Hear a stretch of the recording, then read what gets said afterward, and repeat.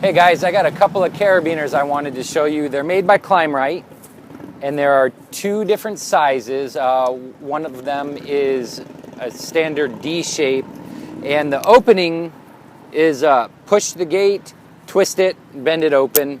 Just kind of a standard push. There's really good action on it. Push, twist, open, and let her rip.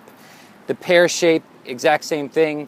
Push, twist, open, and it'll snap right shut. So the thing that I really like about it, Climbrite's been selling carabiners for a while, and I've always stayed away from them, mostly because I didn't really understand who was making them.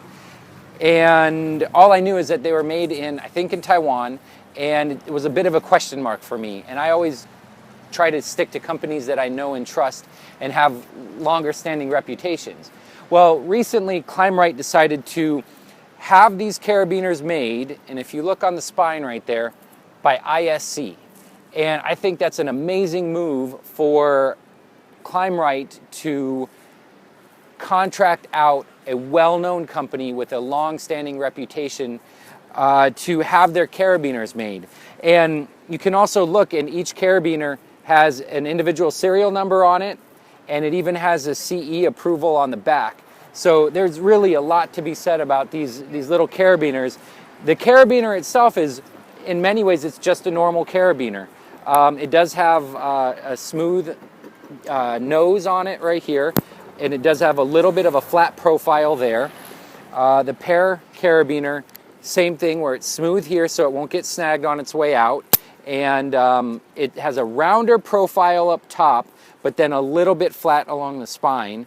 One of the really great things about the pear carabiner is that it's almost perfectly symmetrical. And most pear-shaped or HMS carabiners are kind of crooked to the gate side of things. So it hangs really straight on your harness. If you put slack tending pulley and a friction hitch on here, for example, or the rope runner with your hitches on here, it hangs very parallel. So that's a really cool thing. The other really neat thing that I like about it is the D-shaped carabiner, not the pear, but the D-shaped carabiner has this tiny little hole right there that you can see, and it matches up to another hole here.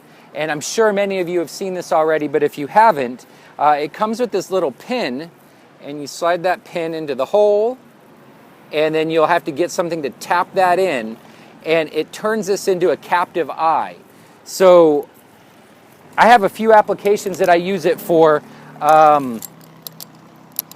One of them is on the tail end of my lanyard. Let me get unclipped right here. I have a splice on the tail end, and I have a carabiner that I use basically just to clip the tail to my harness so I don't have 25 feet of rope dangling all over the place. A lot of times I'll use this carabiner up in the tree for another application, which means this tail end of my lanyard loses the carabiner. It goes carabiner free for a while, and sometimes this gets misplaced, and now I have the tail dangling all over. So I can basically lock that carabiner in, put the pin in there, and I just put this on my bench vise and put a couple little taps with the hammer right there, and I will never lose this carabiner again. Now that also means that I can't use it for another purpose up in the tree, but I'm willing to, deal with that. I just have to remember to carry another carabiner with me. And another application is on my Captain hook. I've been rocking the akimbo on there, and the carabiner is now locked in. And the really important thing is that it's a red carabiner and it matches with the akimbo and the Captain hook. No, but really, I know that Jason Dudek was really concerned because I had a non-locking carabiner on here. So now he never has to worry about that again because that carabiner is locked in. I can remove it if I need to. I can pull that pin out with some pliers and have a normal carabiner, but that's basically it. So I thought super cool that Climbrite has upped their manufacturing standards to have ISC do this, and I think they're cool carabiners, and you guys should check them out.